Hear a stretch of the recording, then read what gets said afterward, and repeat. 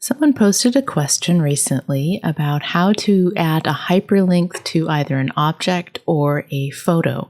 So I'm going to show you how to do that. It's exactly the same process for either an object, in this case a shape, or a photo. So just have your object, right-click it, and scroll all the way down to the bottom where it says interactive, and then insert hyperlink. That will bring you up to this page or this pop-up, and you have various things that you can hyperlink to. You can link to a different page in the document, a different section in the document, to a file, an email, or an anchor. For the most part, most of us are going to want to add a URL. So let's just go ahead and I will just link to my website and say OK. And then we'll do the same thing. We'll just right-click this photo, interactive, and insert hyperlink. And then I will link to, well, this came from Pixabay, so let's just clear everything. And link to Pixabay.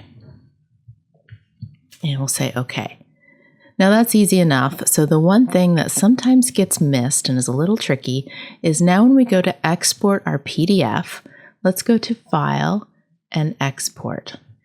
Now in this file document setup, I just messed that up, but anyways, you're going to select PDF here, and then you're going to scroll down to the advanced section, and you want to make sure that this little box includes hyperlinks is checked. If you don't do that, your hyperlinks in your PDF won't work. So that part is important. So now let's export it. We'll just call it test links. And that brought it up in my Adobe Reader. And so now let's test this. So when I hover over this, you can see that it is going to my site, and we click on it and it goes to my site. And then the image, yes, I trust that. There we go, went to Pixabay. So that is how you can add hyperlinks to your objects or your photos. Thanks for watching.